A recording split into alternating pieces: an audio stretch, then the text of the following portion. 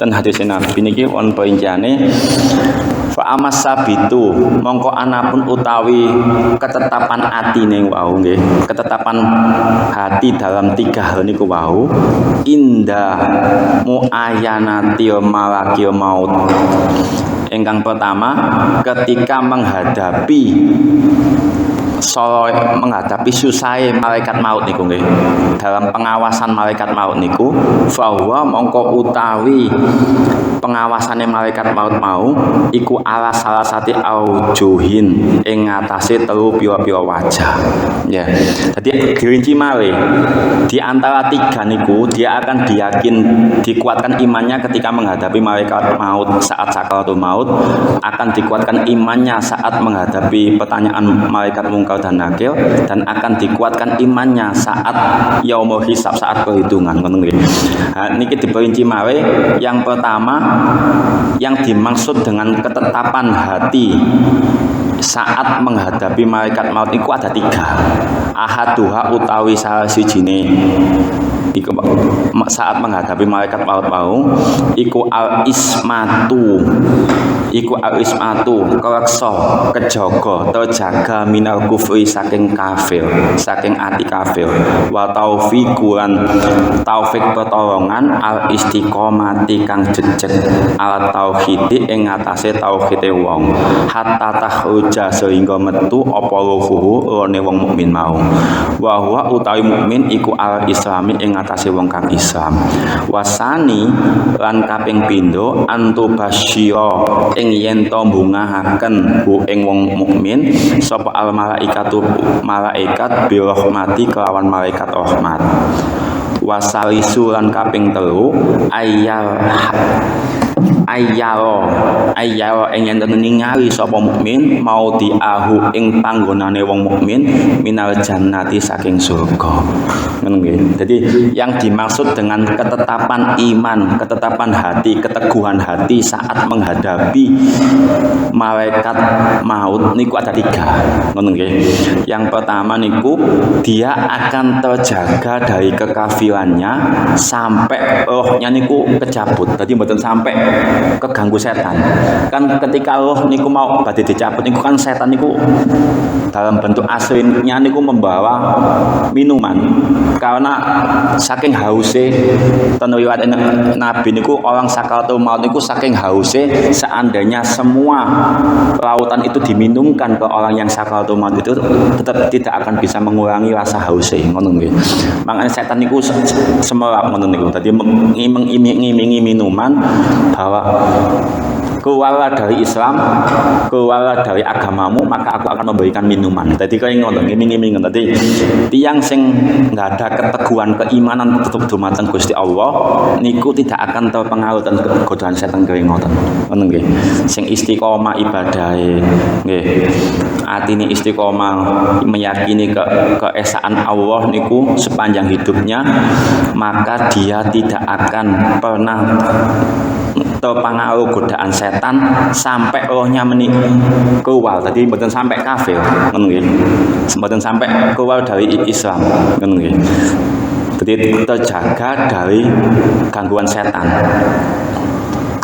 Ngono nggih. Ingkang pertama, ingkang kedua niku wau diberi kabar gembira oleh malaikat dengan kasih sayang.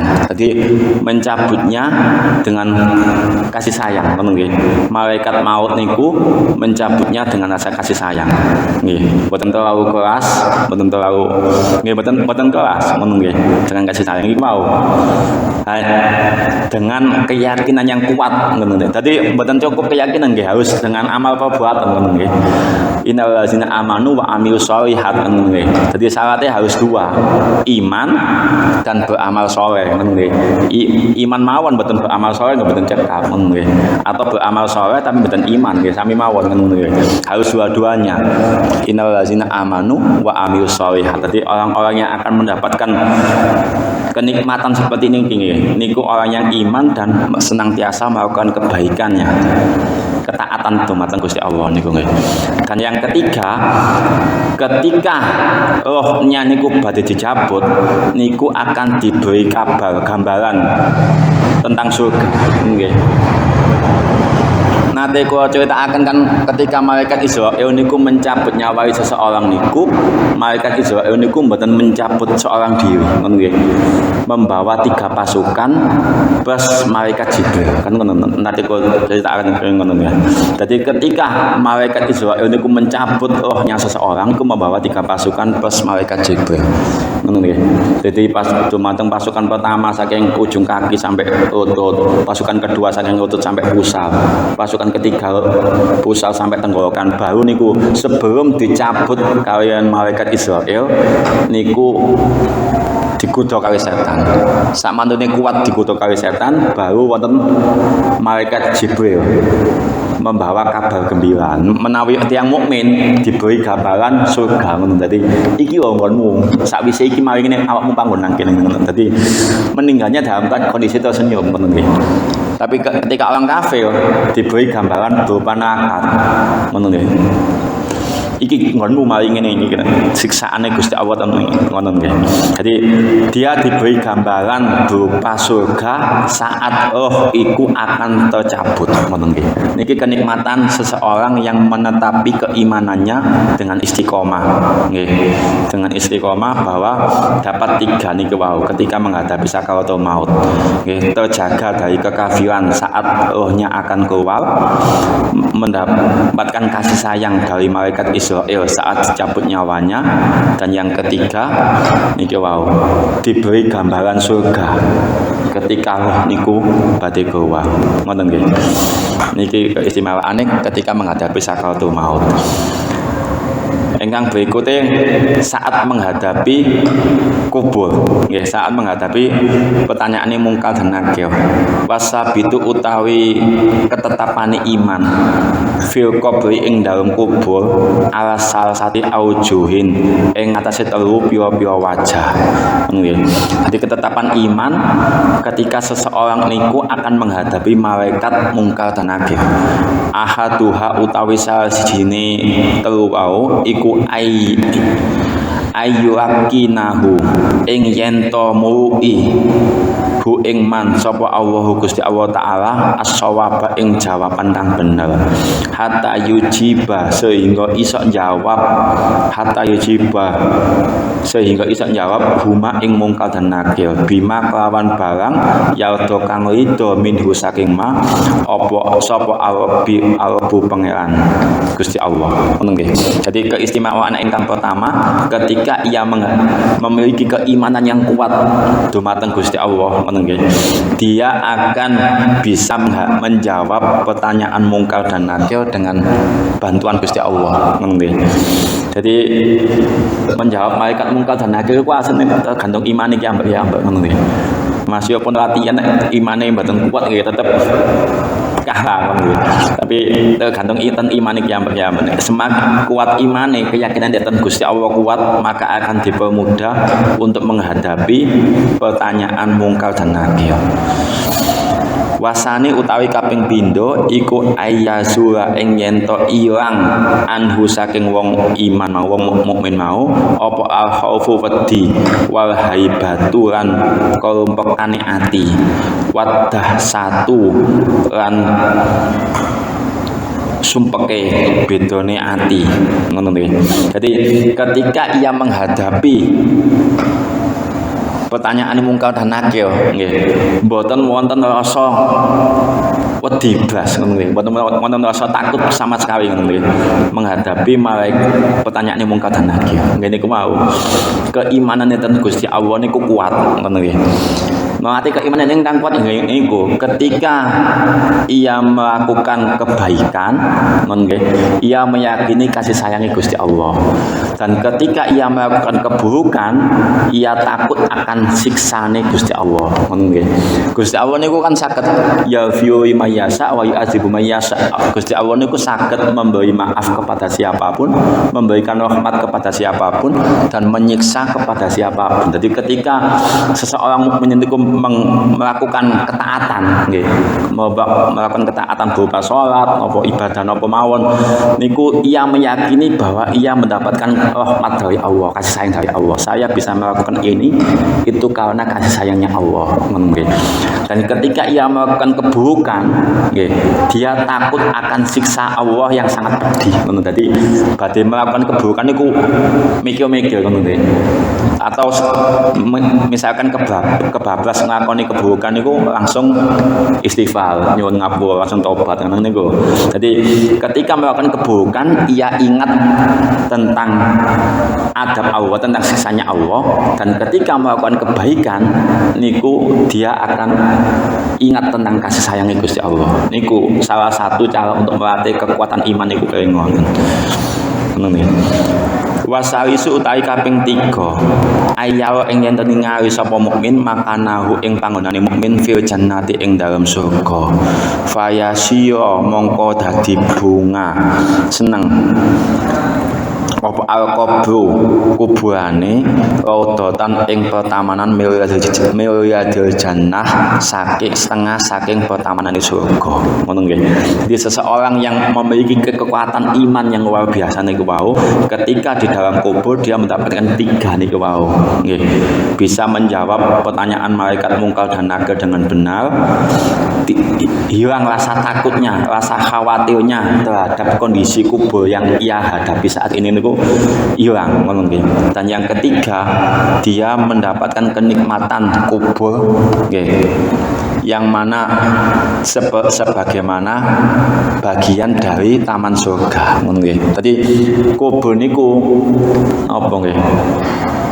Wonten kenikmatan dan wonten siksa.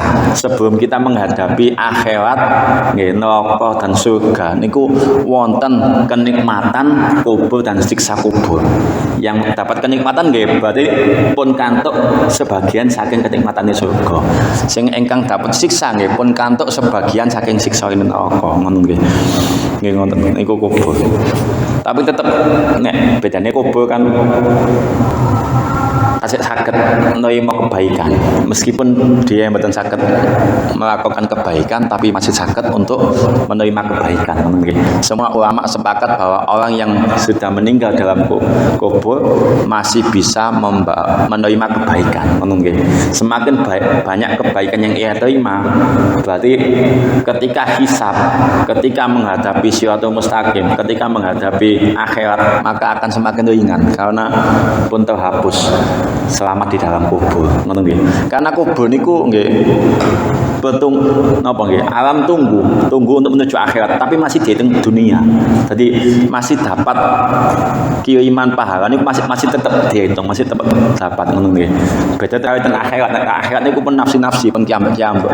Yang bisa menolong nggih niku yang saged memberi syafaat nggih Nabi Muhammad, nggih Quran, nggih tiang-tiang saleh, napa keluargane sing gak ada fasilitas niku sing saged nolong. Ngono nggih. Dadi melalui syafaat ten akhirat niku nek ten kubur niku saged menerima pahala terus, menerima ganjaran terus, menerima amal jariah. Ngono nggih. Saged niku tasik saged ten kubur. Tapi nek pun ten akhirat niku pun nggih niku mau hanya berharap syafaat niku. Syafaat saking Kanjeng Nabi, syafaat saking Quran, syafaat saking tiang-tiang saleh, saking guru-gurunipun, saking keluarganipun nggih. Jadi syafaat niku anak memberi syafaat ke orang tuanya nggih saged, orang tua memberi syafaat ke anaknya nggih saged. Ngene niku wae.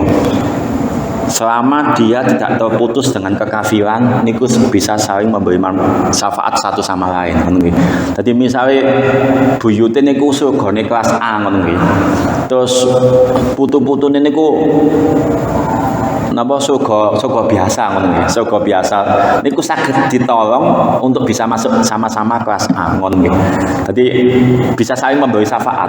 Seorang kakek bisa memberi syafaat kepada cucunya, cucunya juga bisa memberi syafaat kepada kakeknya, bisa saling memberi syafaat selama tidak terputus dengan kekafiran. Ngono nggih. Menawi terputus dengan kekafiran ya bener saged memberi syafaat ngono nggih. Tapi tetap meskipun fasik pun nggih, dia tetap masih dapat dapat syafaat selama dia meninggal dalam kondisi membawa iman. Ngoten nggih. Niki ngoten nek menawi. Niki napa kelebihane tiyang ingkang teguh imane, ingkang kuat imane dapat 3 manfaat ketika di dalam kubur. Dan ketika di akhirat benjing kita dapat 3 wa amat tasbitu lan anapun utawi ketetapane ati indal hisabi ing dalem nalikane dihisab fa huwa mongko utawi hisab ala salah sati aujuhin ing ngatasé 3 pira-pira wajah ahaduha utawi salah siji ini ketetapane ati wau iku ayyakinahu ing yen tamu isapa Allahu ing wong mukmin al hujjata ing hujjah amma saking barang yas'au kang den takoni anhu saking ma ngono nggih. Jadi ketika hisab benjing niku wonten pertanyaan saking malaikat ngono nggih. Kita napa amal kebaikan ini kita menapa ae kan ditanggeti sedaya ngono nggih. Terus umure damel napa ae, harta yang diberikan itu dari mana dan untuk apa. Ini kan wonten. Hisab niku kan perhitungan kaya ngono nggih. Usia yang diberikan itu pun untuk apa napa mawon. Ilmu yang diberikan Allah niku untuk napa mawon niku ditanggeti kali malaikat niku sedaya. Kan wonten sekawan. Nggih. Untuk harta niku kali kan pertanyaane. Dari mana engkau dapatkan dan untuk apa engkau belanjakan hartamu? Usiamu untuk apa kau habiskan? Ilmu yang diberikan Allah kepadamu niku untuk apa? Ngono nggih. Niku pertanyaan kali ngoten benjing ten yaumul hisab niku. Ketika seseorang yang memiliki keyakinan yang tinggi, yang kuat, maka dia akan terbebas. Nggih, akan atau bisa menjawab pertanyaan dengan mudah. Ngono nggih. Jadi benjing niku wonten 3 golongan. Nggih. Wonten sing fastabiqul khairat, orang yang berlomba-lomba dalam hal kebaikan. Besok niku akan bebas semuanya, bebas hisab, bebas syiar, langsung masuk surga tanpa hisab. Nggih. Famin hum muqtasid, yang pertama adalah fastabiqul khairat, dan yang sebagian lagi ada yang muqtasid. Muqtasid niku tengah-tengah. Dan surat Al-Fatihah ayat 21 nih Mas. Apa 31 ayat surat Al-Fatihah 21 nih, 31 nih. Di sebagian wonten ingkang napa nggih? Fastabiqul khairat, orang yang senantiasa berlomba-lomba dalam kebaikan. Benjing niku ten akhirat langsung pun mboten melalui hisab, mboten melalui syiar pun langsung mlebet surga. Jadi dijemput saking kubure niku pun dijemput sesuai kadar imane masing-masing. Menurut imane kuat sekelas wali-wali ngono nggih. Niku pun dijemput kali wonten sing dijemput kali kuda yang berjalan secepat kilat langsung sampai surga ngono nggih. Jadi nate seorang wali namanya Abu Yazid Al-Bustami. Ketika murid niku membaca surat Az-Zumar ayat 73, di mana seseorang besok orang-orang mukmin itu akan digeweng untuk masuk surga secara bergerombol. Terus jawabe Syekh Yazid Al-Bustami, kok cek sanoe wong Islam iki digeweng nang surga. Kenapa memang Syekh? Kenapa? Kalau saya mau ada apa? Ada masalah apa? Kenapa kok orang-orang mukmin digeweng masuk surga secara bergerombol niku kok kasihan? Kenapa ngono? Bagi seorang wali kan Abu Yazid sudah meyakini bahwa dirinya wali. Aku besok gak kayak ngene. Aku besok ketika nang akhirat iku aku nang sampinge Gusti Allah. Jadi langsung masuk surga tanpa hisab, wis katik digeweng-geweng koyo ngono. Dadi ngoten. Wonten tingkatane. Tapi sik mending daripada digeweng ten neraka kan sik mending digeweng ten surga ngono. Tapi sekelas wali menganggap hal yang seperti itu niku hal yang masih kasihan ngono. Sekelas wali, setingkat wali niku bahwa dalam surat Az-Zumar ayat 73 niku bahwa seorang mukmin besok akan digeweng ke surga secara bergerombol. Bagi seorang wali niku masih kasihan ngono lho. Sik sakno ngono. Karena bagi mereka tuh bisa masuk surga tanpa hisab seperti kilat ngono nggih. Ala khaufun wa hum tahzanun. Inna awliya Allahi la khaufun alaihim wa hum yahzanun. Sesungguhnya para wali-wali Allah itu tidak ada rasa takut dan gemetar sedikit pun menghadapi kehidupan dunia maupun akhirat. Ini betul-betul harus dibahas. Ngoten nggih. Dadi wonten sing tiyang kaya ngoten wonten. Dadi niku mau sing fasabiqul khairat, sing kedua muktasi tiyang tengah-tengah. Ngene iki mau digawe masuk surga secara bersama-samaan nggih. Tetep dihisab, tapi hisabe enteng. Ngoten nggih. Wonten sing paling nisor, dolimul nafsi. Orang yang mendolimi diri sendiri besok akan disiksa dengan panasnya pada maksal, dengan hisab yang sangat lama. Ini ya. Orang yang senang mendolimi dirinya sendiri, dia akan disiksa untuk menghabiskan dosanya dengan panasnya padang maksal, dengan hisab yang sangat lama. Niku nggih. Niki tiga golongan niki yang bisa masuk surga tapi dengan tahapan yang berbeda-beda. Nggih. Benten kawe sing orang yang mendolimi orang lain. Nah, kalau mendolimi orang lain, gini kok mesti perhitungannya kan kawe orang lain bisa masuk sampai ke neraka ngono nggih. Tapi untuk tiga golongan ini dalam surat Al-Fatih niku dijelaskan bahwa ada fasabiqul khairat yang langsung masuk surga tanpa hisab, yang kedua muktasi tengah-tengah mendapat hisab enteng ringan dan digiring secara bergerombol menuju surga, dan yang ketiga dolimul nafsi, orang yang mendolimi diri sendiri. Artinya dia berbuat dosa tapi betul sampai nyakiti orang lain. Dosa itu dosa yang ia lakukan sendiri terhadap Gusti Allah tanpa mendolimi orang lain. Dolimul nafsi niku besok niku akan dihapus dosane melalui panasnya padang maksal ngono nggih. Dengan hisab yang sangat lama, dengan panasnya padang maksal dihapus tema iku. Jadi untuk masuk ke surga niku lebih mudah setelah dihapus dengan panasnya padang maksal benjing ngoten nggih. Wonten sing tingkatan paling bawah lagi yang mendolimi orang lain niku mesti urusane mesti lebih berat lagi niku. Urusane kali manusia yang lain bisa sampai kalau mboten cekap malah sampai menjerumus ke neraka niku. Ngoten nggih. Niku wonten tiga golongan niku benjing. Kaya ngoten. Jadi napa nggih? Sekelas wali pun ketika ditanggati ngono ya. Mau ya apa kan di Siratal Mustaqim itu kan ada bawahnya ada neraka ngono nggih.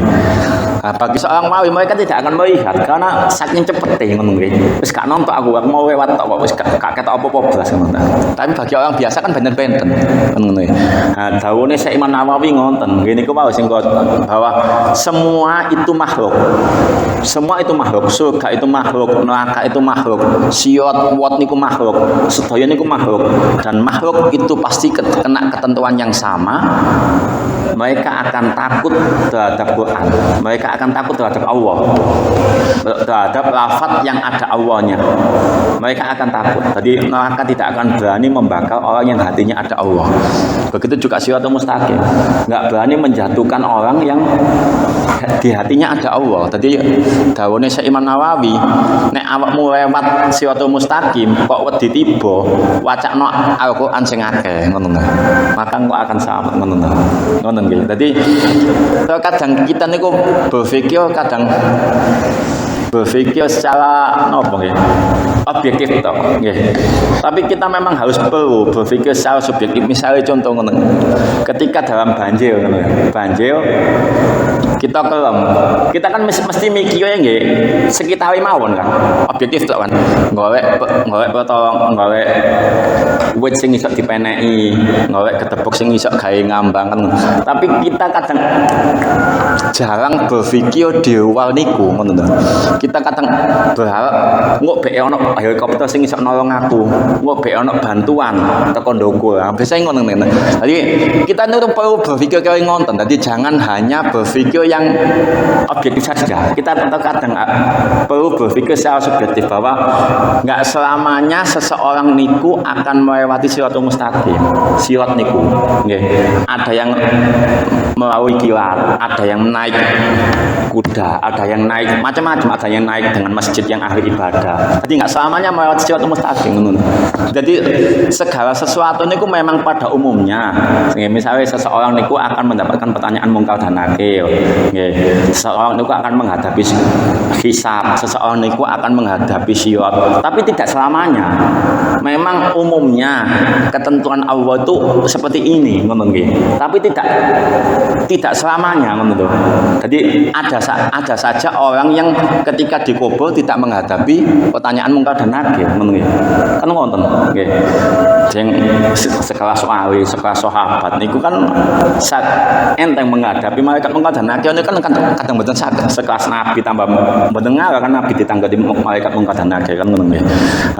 Jadi ada hal-hal yang di luar ketentuan itu yang suatu saat nanti kita bisa mendapatkannya, kita bisa bebas dari hisab, kita bisa masuk ke surga tanpa harus melewati siratal mustaqim. Kan tadi ada hal-hal yang seperti niku, tadi ngoten niku nggih. Niku napa nggih? Beberapa keistimewaan untuk orang-orang yang memiliki keteguhan, keimanan yang kuat tentang Gusti Allah, nggih. Memang ketentuan umumnya seperti niku, tapi tidak semua orang itu seperti itu, ngoten nggih. Ngoten. Niki wau saking pundi. Niki wasani nggih. Niki ingkang pertama saged menjawab pertanyaan malaikat ketika dihisab. Ngoten nggih. Ngene niku wau. Tetep kalimat Allah niku lebih berat ketika dihisab, ketika ditimbang dengan sebanyak apapun keburukan yang ia miliki seorang mukmin. Wasani utawi kaping pindho iku ayashura ing yen to gampangaken alaihi ing atase man apa lagi sapu hisab. Jadi hisabnya diperingan, dipercepat ngono nggih. Hisabnya bisa dipermudah oleh Allah. Wasalisi utawi kaping 3 ayat ajawaza ing yen to lewat anhu saking hisab mau apa asalalu pira-pira pira-pira kekhawatiran wal khotoyah lan pira-pira kesalahan. Asalalu pira-pira kekeliruan wal khotoyah lan pira-pira kesalahan. Saged mawon ten hisab niku seseorang niku akan menghadapi keadilan Gusti Allah atau rahmat Gusti Allah. Ketika menghadapi keadilan Gusti Allah, maka segala sesuatu yang kecil niku pun dianggap besar, kan kan adil Gusti Allah. Tapi ketika seseorang itu menghadapi rahmat Allah, kesalahan sebanyak apapun niku dianggap kecil dumateng Gusti Allah. Jadi wonten apa nggih? Fenomena seperti niku wonten. Jadi memang pada umumnya seseorang akan dihisab satu persatu, nggih. Miskala zawatin khayyara, nggih. Jadi sekecil apapun kebaikannya ia lakukan akan diperhitungkan, nggih. Dan miskala zawatin syarra dan sekecil apapun keburukan yang ia lakukan pasti akan diperhitungkan. Tapi nggih niku ketentuan umum, tidak semua orang akan menghadapi seperti niku, ngoten lho. Kadang ada kalanya seseorang itu dianggap kecil meskipun kesalahannya besar di mata Allah. Bisa saja, ngoten lho. Nggih.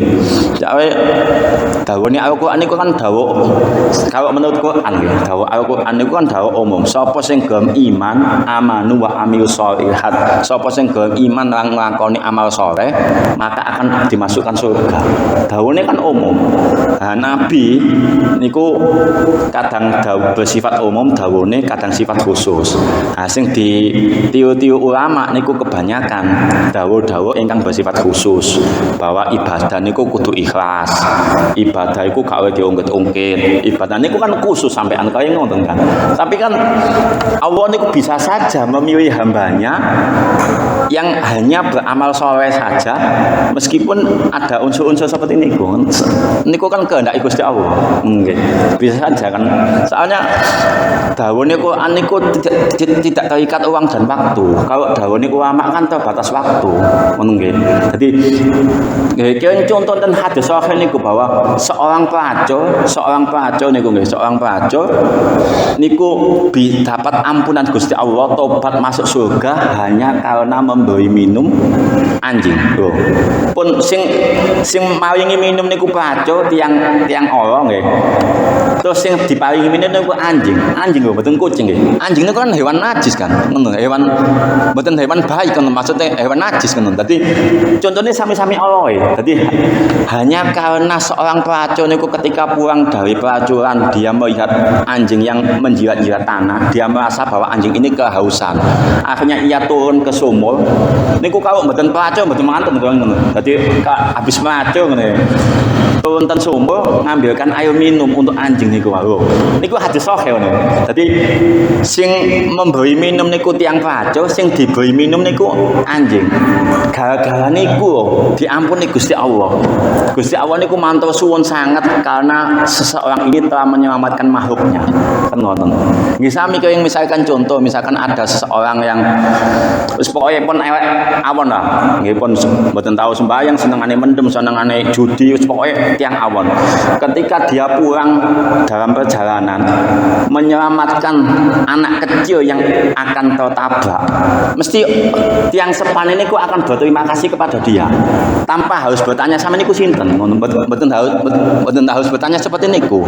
Ha niku kadang Al-Qur'an niku kenapa kok sifatnya umum? Karena njagane nek wonten peristiwa kaya ngenten, ngono lho. Kan tiang sepan niku mboten untuk berterima kasih kepada orang yang menyelamatkan anaknya. Enggak perlu harus tanya siapa dia kan. Sama niku sinten? Tiang awon apa tiang saya? Mboten ngonten kan. Pokoknya karena engkau telah berjasa menyelamatkan anakku, aku berterima kasih kepadamu, tak kasih hadiah. Kan ngonten. Kaya ngonten Gusti Allah niku bisa saja memberi rahmatnya kepada kita karena kita menyelamatkan makhluknya. Ngoten lho. Nah niku kan ngonten. Enggak peduli siapa kita. Kaya ngonten kan kata. Ngoten nggih. Jadi kisah-kisah kaya ngonten niku kata. Ngoten lho. Jadi ngene niku mau bahwa rahmatnya Allah niku bisa datang kepada siapapun, ngono nggih. Kepada orang yang beriman dan beramal saleh. Amanu wa amilus sholihat kan secara umum. Cuma kan kalau para ulama kan diperinci. Kita tetap enggak bisa menyalahkan ulama, tetap ulama itu kan sesuai dengan nabi. Nabi kan tengah-tengah. Kadang bisa bersifat umum, bisa bersifat khusus. Ulama-ulama itu kan umumnya dawuhnya kan khusus. Kalau amal itu harus ikhlas, kalau enggak ikhlas enggak diterima. Amal itu enggak boleh diungkit-ungkit, kalau diungkit-ungkit enggak diterima. Amal itu harus salah kata kan ngono nggih. Padahal ten Quran iku cuma amanu wa amilus sholihat, sing gelem iman ambek amal saleh nggih akan dimasukkan surga ngono nggih. Ngene wae soalnya ulama niku terbatas waktu nggih. Quran niku sepanjang waktu selamanya. Jadi ada peristiwa-peristiwa yang di luar nalar kita, di luar akal kita, di mana Allah itu memberikan rahmatnya kepada makhluknya tanpa harus tahu siapa dia, tanpa harus tahu latar belakangnya apa, ngono to. Kayak ngoten. Dadi nggih niku wae. Bahwa niku bedane apa ya? Dawuh niku makane kenapa kan iki mau nggih ngoten. Sapa sing gelem ngucapno la ilaha illallah Muhammad Rasulullah maka meyakininya, maka ia akan mendapatkan keistimewaan saat sakaratul maut. Nggih, saat pertanyaan mungkar dan nakir, saat menghadapi hisab. Padahal kata tiang sing ingkang ngucapaken la ilaha illallah Muhammad Rasulullah tapi tasik zina nggih kata sing tiang syahadat tapi tasik nyolong nggih kata tasikan. Tapi kan dawuhne niki umum. Dawuh Quran niki ten surat Ibrahim ayat 27 ini kan umum. Sapa sing gelem meyakini keesaan Gusti Allah la ilaha illallah Muhammad Rasulullah, dia akan mendapatkan tiga keistimewaan niki. Ngono nggih. Niki ngene ku mau. Tetap kembali kepada rahmatnya Allah. Ngono nggih. Wow, pun nggih, pun sampai mawon. Jika dikatakan mawon. Pun Al-Fatihah. A'udzu billahi Bismillahirrahmanirrahim. Amin. Ar-Rahmanirrahim. Maliki yaumiddin. Iyyaka nasta'in. Ihdinas siratal mustaqim. Shiratal ladzina an'amta 'alaihim ghairil maghdubi 'alaihim. Amin. A'udzu billahi bismillahirrahmanirrahim. Allahumma shalli ala sayyidina Muhammad wa ala sayyidina Muhammad alhamdulillah alamin. Wa dina bi wa bi islam dina wa Muhammadin nabiyya wa rasulullah wa bi qur'ana imama wa khitaba. Rabbana sina imama wa sana fama wa ja'alna muttaqina imama. Rabbana sina imama wa sana fama wa ja'alna muttaqina imama. Rabbana sina imama wa sana fama wa ja'alna muttaqina imama. Rabbana atina fid dunya hasanah wa fil akhirati hasanah wa qina adzabannar. Subhanallahi wa bihamdihi wa salamun alal mursalin walhamdulillahi alamin. Assalamualaikum warahmatullahi wabarakatuh.